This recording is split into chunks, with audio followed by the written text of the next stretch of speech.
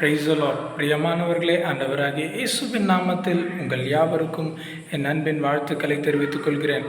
இந்த நாளிலும் நாம் தியானிக்க போகிற பகுதி 55ஆம் சங்கீதம் 22வது வசனம்.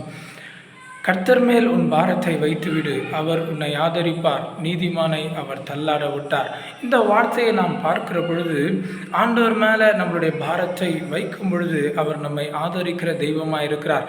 ஆனால் இன்னைக்கு நம்மளுடைய அநேகருக்கு இருக்கிற பிரச்சனை என்ன அப்படின்னா, ஆண்டவர் மேலே நம்மளுடைய பாரத்தை எப்படி வைக்க வேண்டும் என்பதை அநேகர் அறியாது இருக்கிறார்கள். எப்படின்னா, ஆண்டவரிடத்தில் செபிக்கிறப்ப தன்னுடைய கவலைகள், தன்னுடைய கஷ்டங்கள், தன்னுடைய பாடுகளை குறித்து ஆண்டவரிடத்தில் அறிவிக்கிற நாம, ஆண்டவரிடத்தில் தெரிவித்து ஆண்டவரிடத்தில் அழுகிற நாம, ஜபத்தை முடித்துவிட்டு அல்லது ஆராதனையை முடித்துவிட்டு திரும்பும் பொழுது அதை குறித்து நாம் மிகவும் மீண்டுமாய் அதை குறித்து நாம் கவலைப்படும் பொழுது கர்த்தரிடத்தில் அந்த காரியத்தை வைக்காமல் மீண்டுமாய் நம்மளே அதை தூக்கி சுமந்து கொண்டு போகிறவர்களாக இருக்கிறோம். ஆகையினால ஆண்டவரிடத்தில் சொல்லி செபிக்கிற காரியம், ஆண்டவரிடத்தில் சொல்லி அழும் பொழுது அது ஆண்டவரிடத்தில் சொல்லிவிட்ட பிறகு மீண்டுமாய் கூட அதை நினைத்து நாம் கவலைப்படாமல் ஆண்டவரை விசுவாசிப்போமாகில் நம்முடைய பாரத்தை கர்த்தர் மேலே வச்சுட்டோன்னு அர்த்தம்.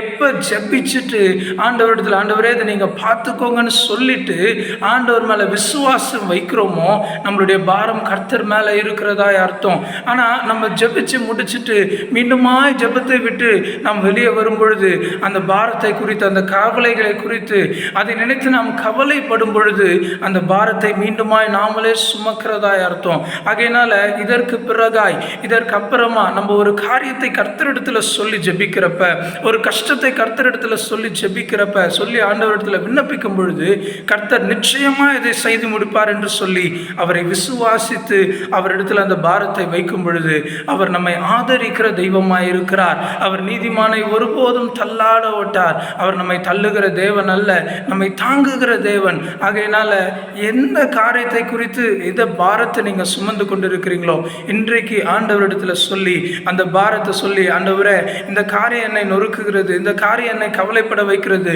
இந்த காரியத்தை நீங்க பார்த்துக்கோங்கப்பான்னு சொல்லி அவரிடத்தில் ஒப்பு கொடுத்து அவரை விசுவாசித்து அதை நினைத்து நாம் கலங்காதிருப்போமாகில் நிச்சயமாய் கர்த்தர் நம்மளுடைய பாரங்களை எல்லாம் அவர் நீக்குகிறார். அவர் நம்மை மாற்றி, நம்மளுடைய சூழ்நிலைகளை மாற்றி நம்மை ஆசீர்வதிக்கிற தேவனாக இருக்கிறார்.